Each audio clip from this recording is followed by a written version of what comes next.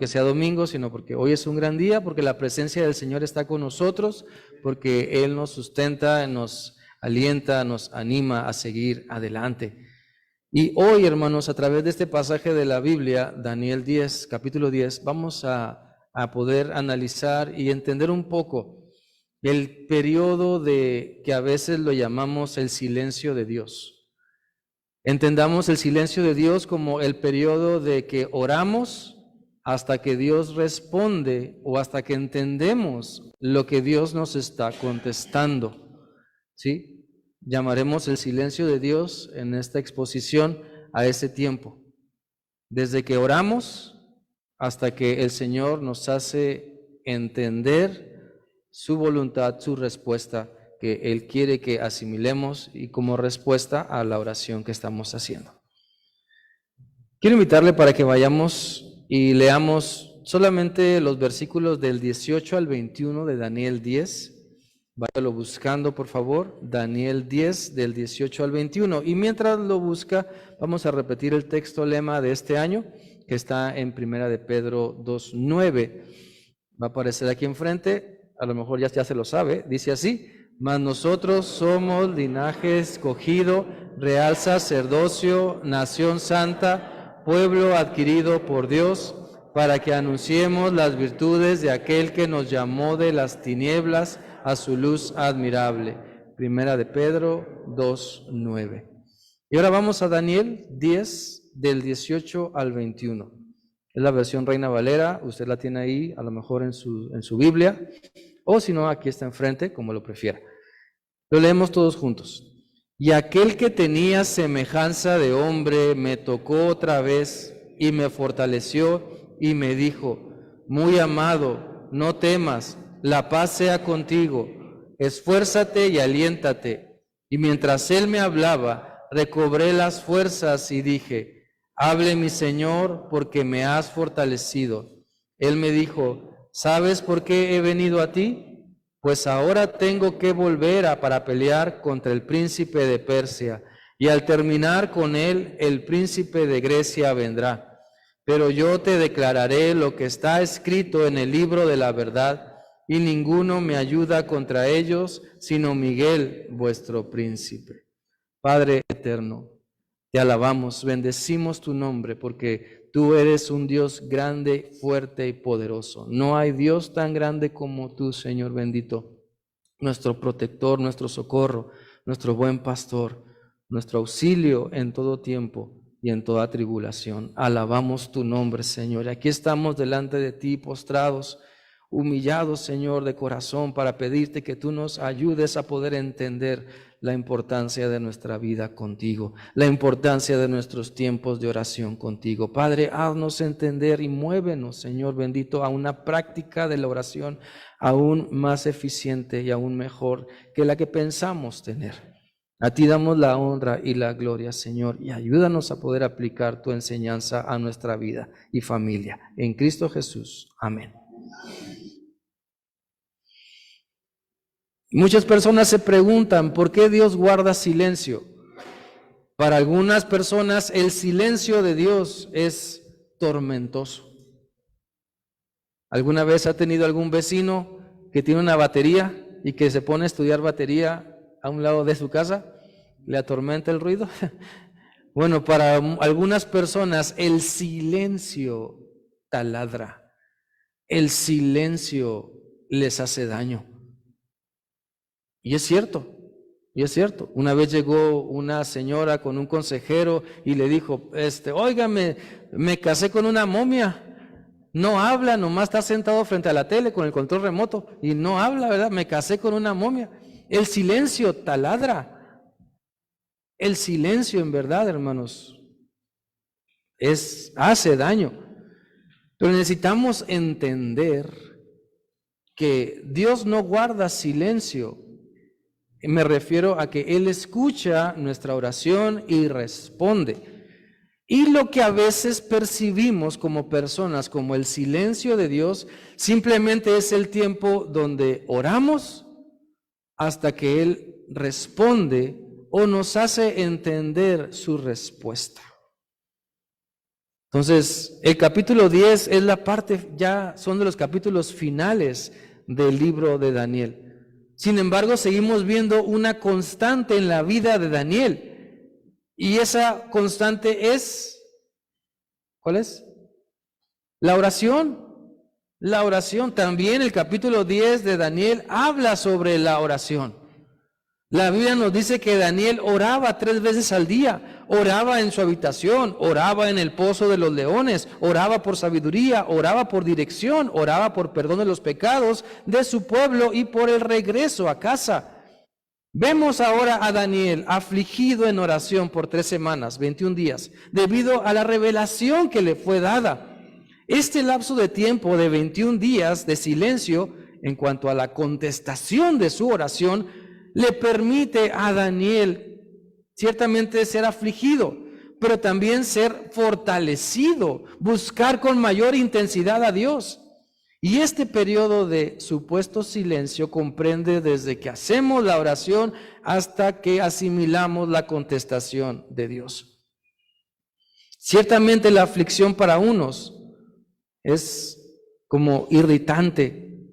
Quizá la aflicción le haga enojar, desesperar, desanimarse, pero la Biblia nos habla que a pesar de esa aflicción necesitamos seguir reflejando lo que dice Gálatas 5, 22 al 24, que habla sobre las cualidades de un cristiano cuando se deja dominar por el Espíritu Santo.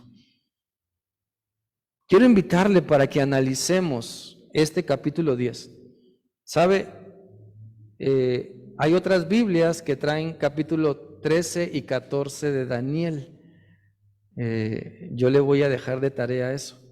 Busque en la Biblia versión Jerusalén o Biblia latinoamericana y lea el capítulo 13 y 14 de Daniel, que son capítulos apócrifos que no vienen en la Biblia Reina Valera.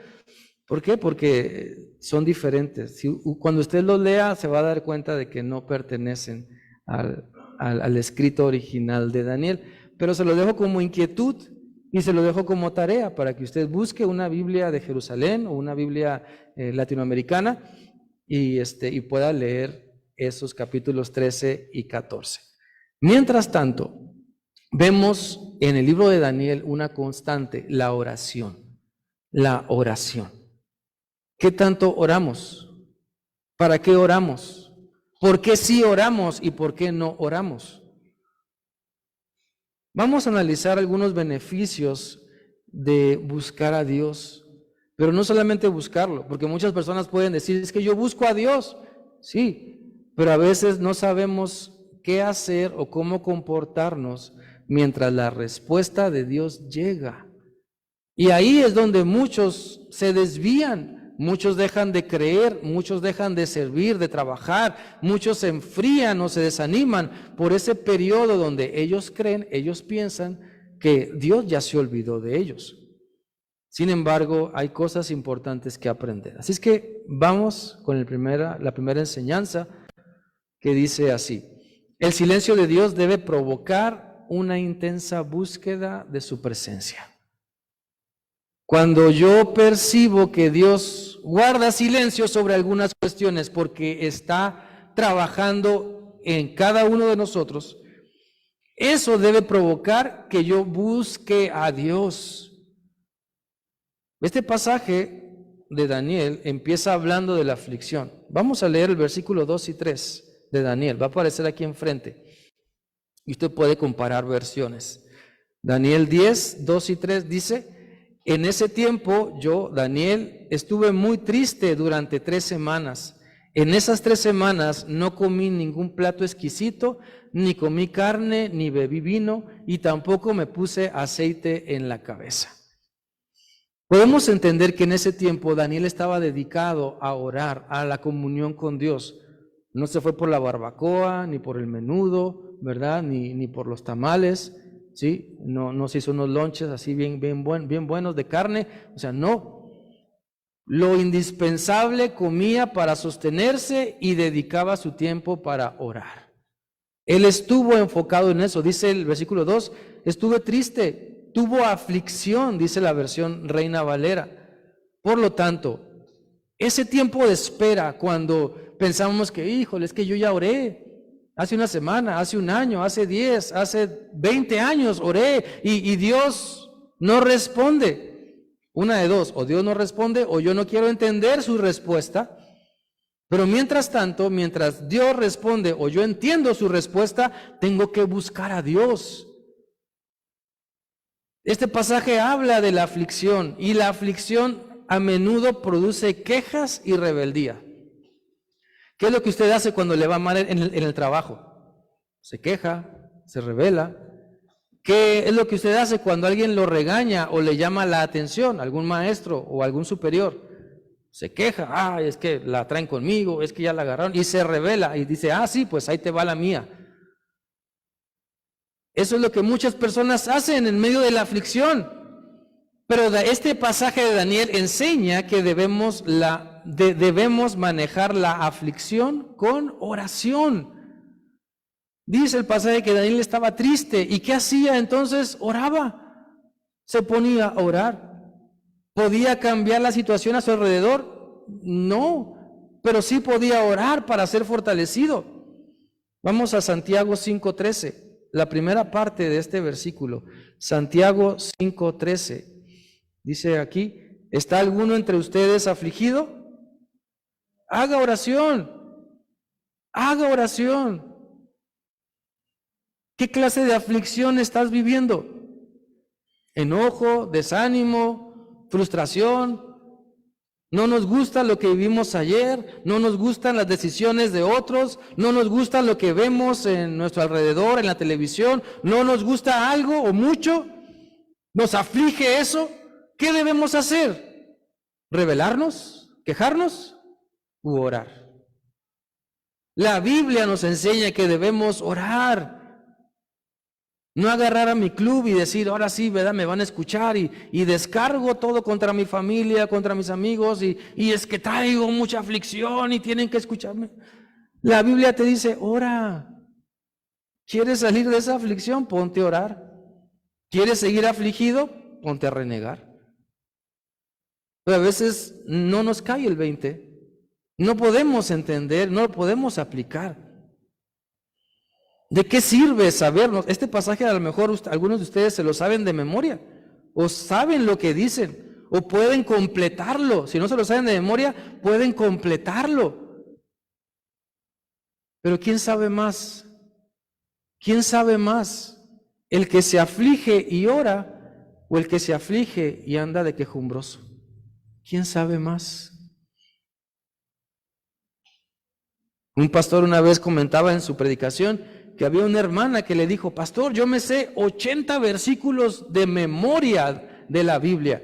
Y entonces en una escuela dominical, ¿verdad? Ella pasó y recitó los 80 versículos de memoria. Todos estaban así como que, wow, gloria a Dios. Pero de repente pasó otro hermano nuevo que tenía 3 meses en la iglesia y dijo, pastor, yo me sé 4, ¿puedo pasar? Sí, pásele. Y recitó los 4. Y el pastor decía, o preguntaba, ¿quién sabe más? ¿Quién sabe más?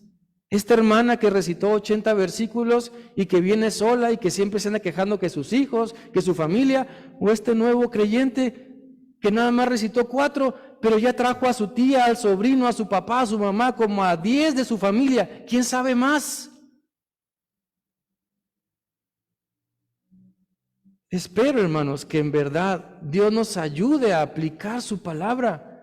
A que no pensemos que yo sé más porque puedo completar los versículos bíblicos. A pensar que yo sé más porque tengo tiempo. El que sabe, hace. Dice la Biblia en Mateo 7, el que escucha mis palabras y las hace, le compararé a un hombre sabio que edificó su casa sobre la roca, o sea, en ese contexto, la palabra de Dios, ¿sí? Y vinieron fuertes, o sea, de eso se trata. De eso se trata, no solamente conocimiento y conocimiento. Yo sé cómo orar, yo sé que orar es bueno, yo sé cómo empezar una oración, con palabras pomposas o rimbombantes.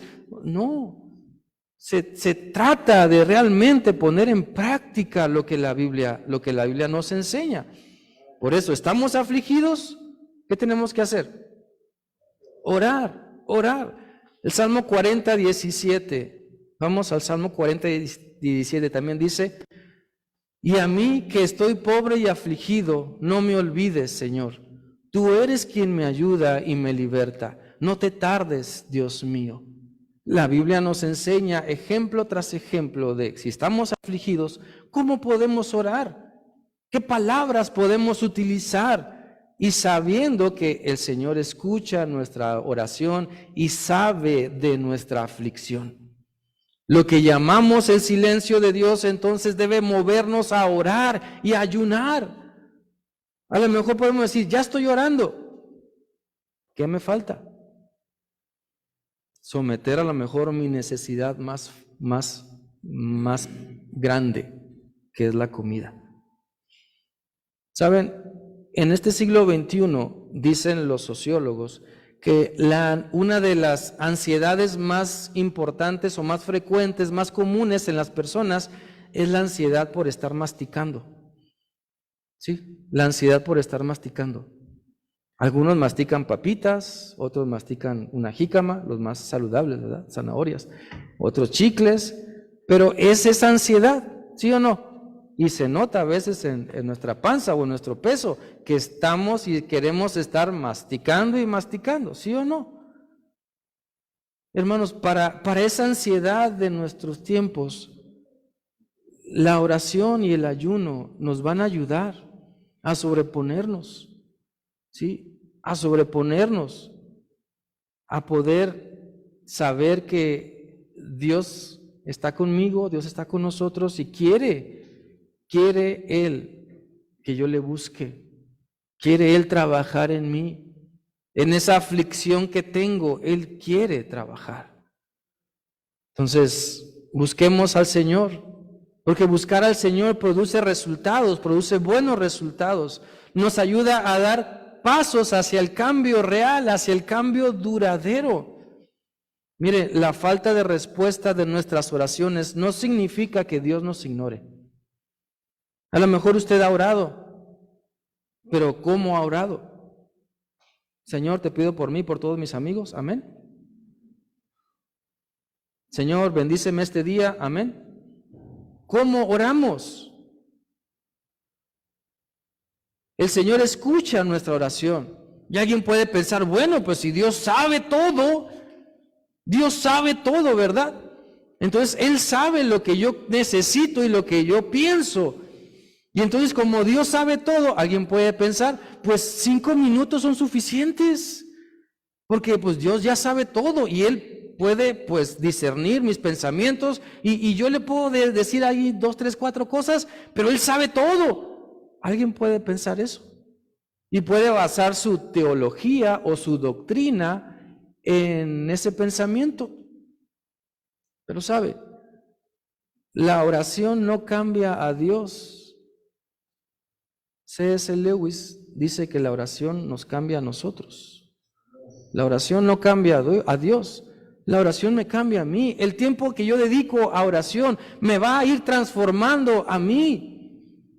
Y muchas veces Dios guarda silencio o no contesta al instante, al siguiente segundo, precisamente para que yo entienda y aprenda a buscar su respuesta, para que busque su presencia, para que me humille, para que le añada más fervor a mi oración, para que le añada más someter mi deseo de comer, para que le añada ese control que Él quiere que tenga. Si la respuesta de Dios no llega aún, hermano, hermana, ¿sabe lo que significa? Que debemos seguir orando. Si la respuesta no llega, si la respuesta de sus oraciones aún no llega, lo que significa es que debemos seguir orando.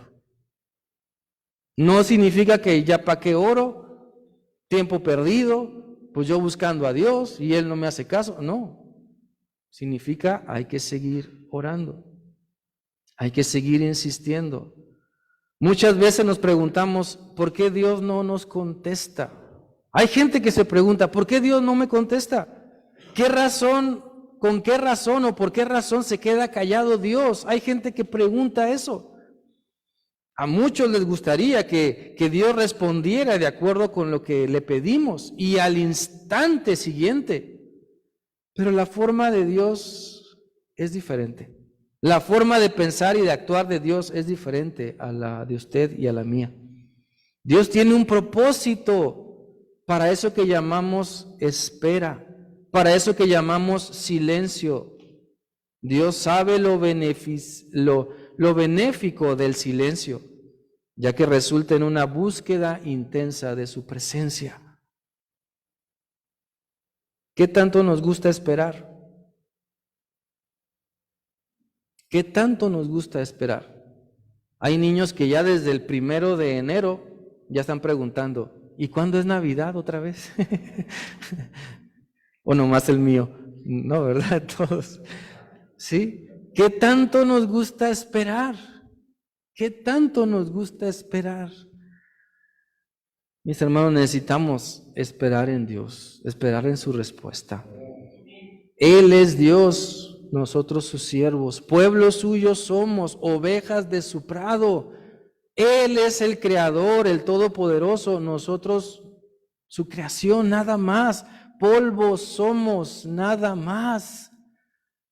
¿Nos vamos a atrever a ordenarle a Dios? ¿Nos atreveremos a decirle, Dios, apúrate ya, ándale? Necesitamos buscar al Señor y esperar en su respuesta. Número 2, la segunda enseñanza. El silencio de Dios debe desarrollar un inmenso valor para aceptar su respuesta. A través de este capítulo 10, estamos analizando cosas que el Señor va a provocar en nosotros o va a desarrollar en nosotros mientras esperamos su respuesta. El silencio de Dios debe desarrollar mucho valor para aceptar su respuesta. Vamos a leer los versículos del 4 al 8. Daniel 10, del 4 al 8, va a aparecer aquí en la pantalla. Dice así: el día 24 del primer mes estaba a orillas del gran río Tigris. En un momento levanté la mirada y vi a un hombre vestido con una túnica de lino y un cinturón de oro. Su cuerpo parecía una piedra preciosa. Su rostro resplandecía como un relámpago. Sus ojos brillaban como llamaradas. Sus brazos y piernas parecían bronce pulido, y cuando hablaba, su voz se oía como toda una multitud hablando. Junto a mí había gente, pero solo yo, Daniel, pude ver al hombre. Sin embargo, los que estaban a mi lado se asustaron tanto que salieron corriendo a esconderse. Entonces yo me quedé solo mirando esa gran visión. El terror me dejó sin fuerzas y perdí completamente mi vigor habitual. Se describe aquí en este pasaje lo que sucede cuando Daniel recibe esta visión y el temor y todo lo que sucedió en su vida, en su persona. Esto nos enseña a desarrollar valor para poder aceptar la respuesta de Dios. El Señor quiso manifestarse de esa manera con Daniel. El Señor quiso mostrarse así con Daniel. Y en nuestra vida seguramente Dios se manifestará de diferentes maneras en cada uno de nosotros. Daniel permaneció firme para recibir la respuesta a su oración. Usted y yo necesitamos también entender. Hay que tener valor y firmeza para aceptar la respuesta de Dios. Y no decir, no, es que Dios no me contestó como yo quería. No, es que yo le pedí a Dios más tiempo. Yo le pedí a Dios más bendición. Yo le pedí a Dios más salud. Yo le pedí a Dios más y más. Y no. Si la respuesta a nuestra oración no es como esperamos, si la respuesta a nuestra oración no es como esperamos, vamos a ser tentados a diferentes cosas. Número 1, a sumergirnos en el desánimo. Ay, hermanos, es que yo estaba orando y orando, ¿verdad? Por mi hijo, por mi hija, por mis padres, por esta persona, por el trabajo. Yo estaba orando, Señor, y nada. Entonces, si la respuesta a nuestra oración no es como esperamos, vamos a ser tentados a desanimarnos. 2, si la respuesta no es como yo quería, voy a ser tentado a reclamarle a Dios. ¿Cuántas personas no le dicen a Dios, Señor, pero ¿qué no estás conmigo? ¿Qué no fui al templo? ¿Qué no oré? ¿Qué no te di? ¿Qué no te serví? Y le reclaman a Dios. Si la respuesta a nuestra oración no es como queremos, vamos a ser tentados también, en tercer lugar, a ignorar la respuesta e insistir en oración para recibir lo que pedimos. ¿Cuántas veces el Señor ya nos contestó o ya nos hizo ver su respuesta? ¿Y qué hacemos? No, nos aferramos. No, pero es que esto es lo que quiero y esto. Y Dios ya nos respondió, ya nos puso la alfombra roja, ya nos puso todo en charola de plata y uno aferrado en que no, eso no era lo que quería. Necesitamos valor, fe, para poder aceptar la respuesta que Él quiere. Se requiere valor para aceptar la voluntad de Dios. Mire, 3 cosas. La voluntad de Dios no es fácil. La voluntad de Dios no es fácil. Número 1, no es fácil de asimilar. 2, no es fácil de entender y no siempre es fácil de obedecer. La voluntad de Dios no siempre es fácil de asimilar, no siempre es fácil de entender y no siempre es fácil de obedecer.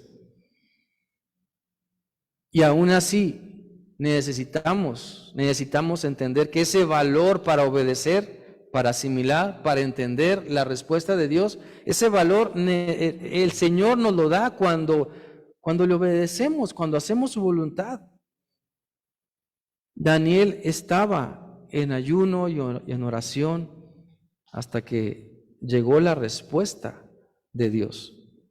Miren, así como el silencio de Dios provoca una intensa búsqueda de su presencia, a la vez va desarrollando valor para aceptar la voluntad de Dios.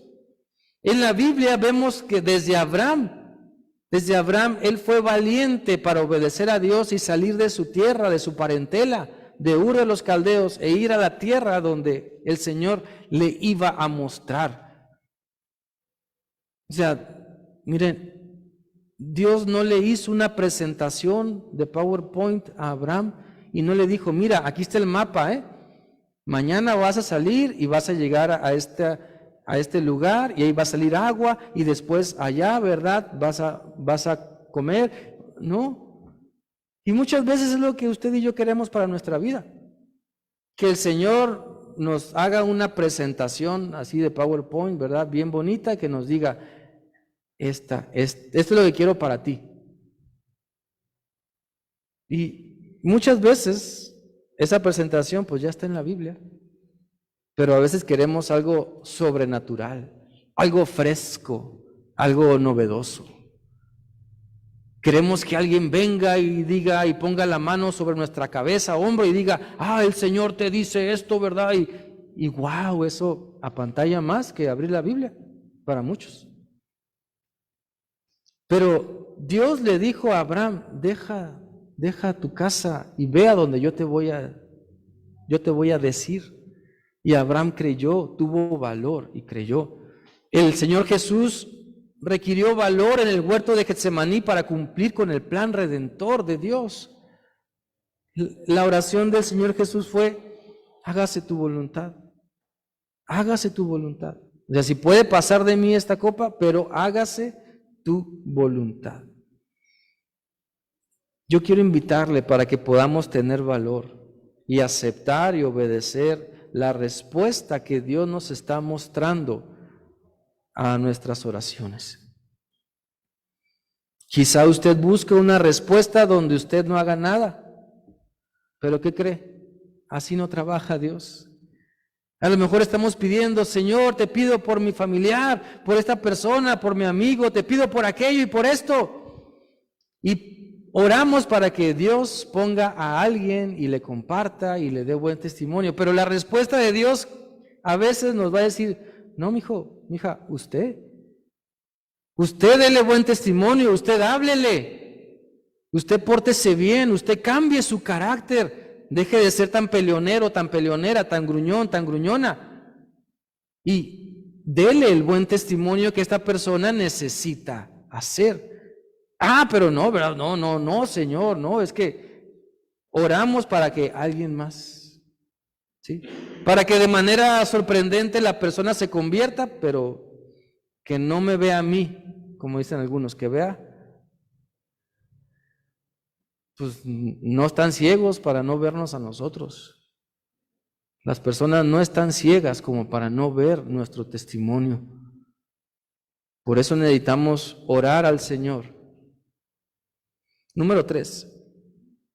El silencio de Dios debe desarrollar también una firme certeza en su contestación.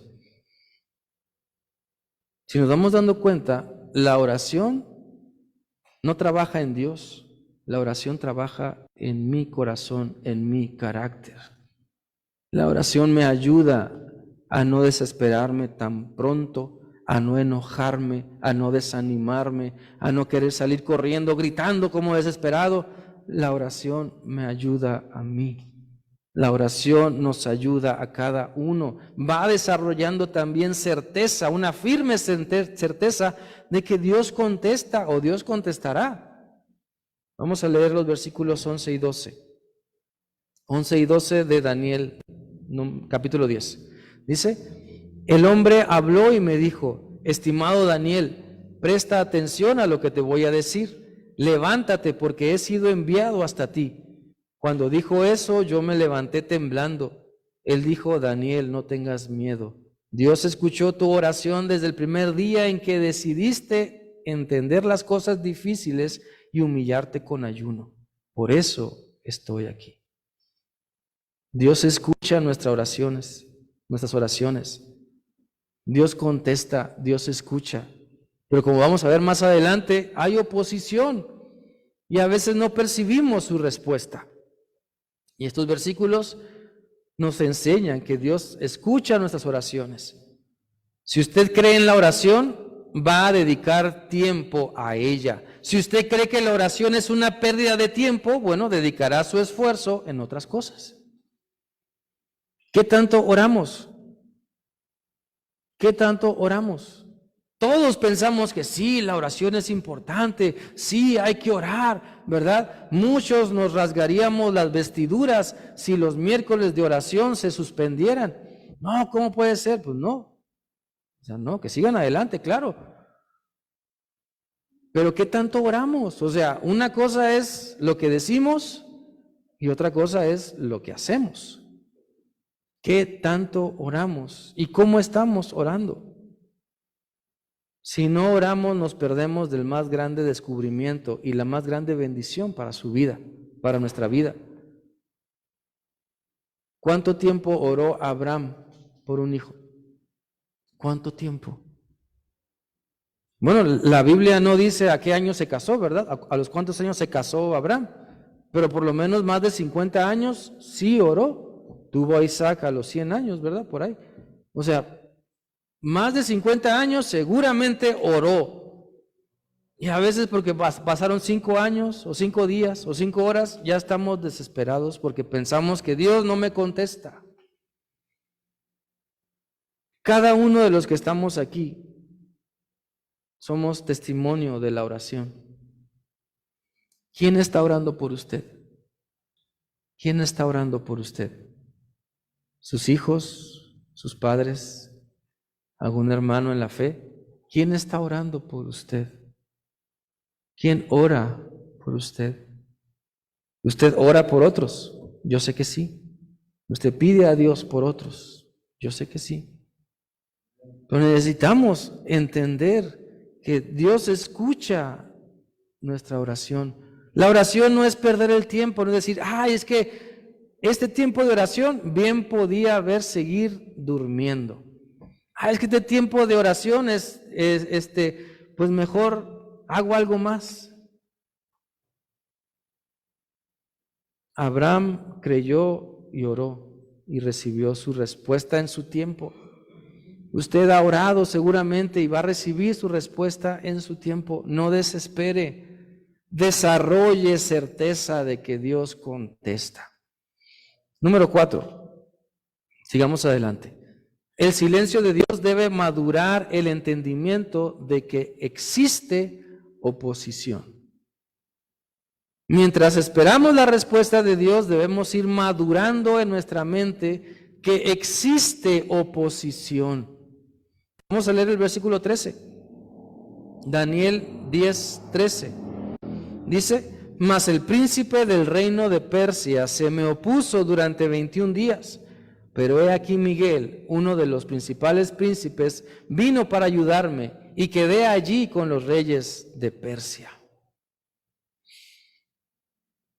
Este pasaje habla de la oposición que existe en la contestación de Daniel. Y necesitamos entender a qué se refiere este pasaje. El príncipe del reino de Persia no se refiere a un hombre, no es una persona. Aquí está hablando del ámbito espiritual. Y usted y yo necesitamos como cristianos entender el ámbito espiritual, que es una realidad, que hay una lucha espiritual entre el bien y el mal. Claro, el mal ya está sentenciado, ya ha perdido, pero quiere hacer todo lo posible para que usted y yo nos perdamos del gozo de vivir en Cristo. Quiere hacer todo lo posible para que otras personas no crean y se pierdan y se vayan con Él. Vamos a leer lo que dice segundo libro de Crónicas 32:21. Este pasaje dice: entonces el Señor envió un ángel que exterminó a todos los soldados, capitanes y comandantes del campamento del rey de Asiria. ¿Sí? Entonces podemos ver por este contexto que cuando se refiere al reino de Persia o al príncipe del reino de Persia, no es un hombre.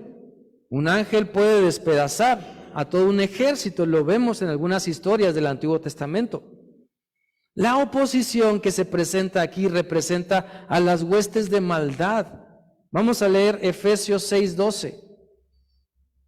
Efesios 6:12 dice: porque no estamos luchando contra poderes humanos, sino contra malignas fuerzas espirituales del cielo, las cuales tienen mando, autoridad y dominio sobre el mundo de tinieblas que nos rodea. Ahí en Efesios 6, por eso se menciona la armadura de Dios, porque nuestra lucha no es contra sangre y carne, sino contra las huestes de maldad. Por eso, mientras oramos y esperamos en la respuesta de Dios, necesitamos entender que existe oposición para que la respuesta llegue a nosotros, para que podamos entender la voluntad de Dios, porque estamos en un mundo dominado por la maldad. Por eso cada vez que oramos entramos en una lucha espiritual. Por eso la Biblia también nos enseña a desechar todo pecado para que nuestras oraciones no tengan obstáculos. Si nuestra oración, nuestra vida de oración es una lucha espiritual, ¿cómo nos estamos presentando hacia esa lucha? Dice Juan 10:10 que el ladrón no viene sino para matar, hurtar y destruir. Y Jesús dice: yo he venido para que tengan vida y la tengan en abundancia. Entonces, si la oración representa una lucha espiritual, imagínese, llega el diablo a su casa, ¿sí? A su puerta, y está ahí. ¿Cómo lo va a resistir? ¿Como una fiera del tamaño de Chihuahua, de un chihuahueño? ¿O como un Doberman o un Bulldog? Eso depende de nuestra vida de oración. ¿Sí? Si muchas veces sentimos que la tentación me gana y que el diablo me hace, órale, vaya para allá, así nomás, es porque no estoy orando, es porque no me estoy alimentando de Dios, es porque no he comprendido la importancia de orar. Por eso la palabra del Señor nos dice: entendamos que hay oposición espiritual, hay una lucha espiritual, y cada vez que oramos, ¿por qué cree que le da sueño? ¿Por qué cree que en la predicación empieza a bostezar? ¿Por qué cree que cuando quiere usted servir empiezan a haber muchos inconvenientes? Ay, este pendiente, ay, aquel, pero es que yo quería, pero ¿quién sabe por qué? ¿Cómo? ¿Quién sabe por qué? Pues ahí está en la Biblia. Necesitamos abrir los ojos a esa realidad espiritual. Es una lucha y necesitamos orar y sobreponernos con valor y con fe para poder vencer esa oposición. Por eso la Biblia habla de confesar nuestros pecados. ¿Cómo oramos? ¿Cómo oramos a Dios? ¿Oramos confesándole a Dios nuestras faltas? Primera de Juan 1:8 dice que si decimos que no hemos pecado, le hacemos a Dios mentiroso. Y el 9 dice, pero si confesamos nuestros pecados, Él es fiel y justo para perdonar nuestros pecados y limpiarnos de toda maldad. Si mis oraciones no tienen confesión de pecados, le estoy diciendo a Dios que es un mentiroso. Si mis oraciones no confiesan mis faltas, entonces mi oración está teniendo obstáculos que yo mismo pongo porque no confieso mis pecados. La Biblia lo dice claramente: confiesa tus pecados para que tus oraciones no tengan estorbo. Mire, todos sabemos que en el techo de las casas está un material blanco, ¿verdad? La membrana y el impact. ¿Qué pasa si alguien se sube y le da unos martillazos al techo con clavos? Pues seguramente cuando llueva se va a gotear, se va a gotear. Si no confesamos nuestros pecados, le estamos dando la autoridad al diablo para que venga y haga eso en nuestra casa espiritual, para que nos llene de agujeros y a la primer tormenta nos inundamos. ¿Por qué? Porque no queremos confesar nuestras faltas. Y no se trata de decirle a Dios: ay Señor, tú lo sabes todo, ahí te encargo. No se trata de decirle: ay Señor, pues tú sabes mis pecados, pues tú me comprendes. No, sino confesar nuestros pecados, hablar de lo malo que hicimos. No tendría por qué darme vergüenza. Ocultarlo, sí. Ocultar mi pecado debe ser la mayor vergüenza del mundo. Confesarlo, no. No nos avergoncemos de lo que fuimos antes, cuando no conocíamos a Cristo. No nos avergoncemos. Usémoslo para que otros conozcan. Que la vergüenza venga porque no estoy confesando mis pecados. Que la vergüenza venga porque no me comporto como un hijo o una hija de Dios. Ahí sí. Yo quiero invitarle para que pueda usted desechar el pecado, llenarse de valor al orar y entender que cada vez que usted se dispone a orar hay una lucha espiritual a la cual usted se enfrenta. Y que no va a conseguir nada poniéndose chiquito como un chihuahueño, ¿verdad?, ante las huestes de maldad, sino que necesita usted fortalecerse en su vida de oración. Número 5. El silencio de Dios también nos prepara para asimilar la respuesta de Dios. Déjeme leerlo de aquí, porque no va a aparecer aquí enfrente. Del 14 dice: el varón de la visión le dice a Daniel: he venido para hacerte saber lo que ha de venir a tu pueblo en los postreros días, porque la visión es para esos días. Mientras me decía estas palabras, estaba yo con los ojos puestos en la tierra y enmudecido. Pero he aquí uno con semejanza a hijo de hombre tocó mis labios. Entonces abrí mi boca y hablé y dije al que estaba delante de mí: Señor mío, con la visión me han sobrevenido dolores y no me queda fuerza. ¿Cómo pues podrá el siervo de mi Señor hablar con mi Señor? Porque al instante me faltó la fuerza y no me quedó aliento.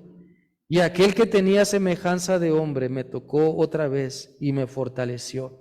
Y me dijo: muy amado, no temas, la paz sea contigo, esfuérzate y aliéntate. Y mientras él me hablaba, recobré las fuerzas y dije: hable mi Señor, porque me has fortalecido. Él me dijo: ¿sabes por qué he venido a ti? Pues ahora tengo que volver para pelear contra el príncipe de Persia, y al terminar con él, el príncipe de Grecia vendrá. Pero yo te declararé lo que está escrito en el libro de la verdad, y ninguno me ayuda contra ellos, sino Miguel, vuestro príncipe. Y ya en el versículo 11, que lo veremos la próxima semana, habla sobre esta visión. Pero mis hermanos, ese tiempo de esperar en la respuesta de Dios nos prepara para asimilar su respuesta. Dice el versículo 16: pero he aquí uno con semejanza a hijo de hombre me tocó mis labios. Entonces abrí mi boca y hablé, y dije al que estaba delante de mí: Señor mío, con la visión me han sobrevenido dolores y no me queda fuerza.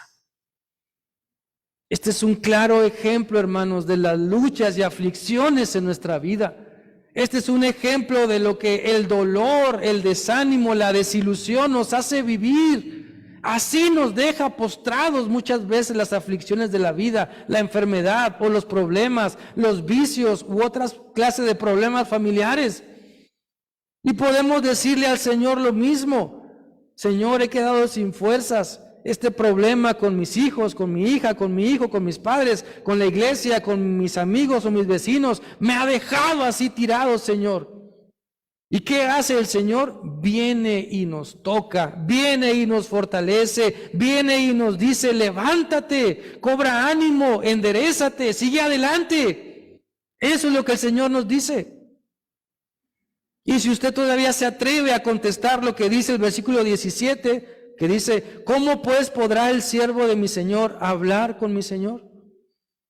Ay, Señor, es que después de un gran día de trabajo llego todo cansado. ¿Cómo voy a tener fuerzas para todavía dedicarle tiempo a la oración y al estudio bíblico? ¿Cómo, Señor?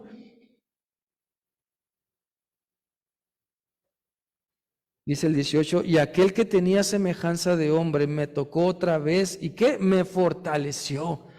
Dejemos que el Señor Jesús nos fortalezca. O sea, no le eche la culpa a su día, no le eche la culpa a lo que está viviendo, a lo que está pensando o a lo que supuestamente otras personas le están haciendo. Fortalezcas en el Señor. No le eche la culpa a la enfermedad, a la tristeza, al hambre o a la abundancia, a la escasez o al éxito. No le eche la culpa, mejor fortalézcase y ore al Señor, clame a Él.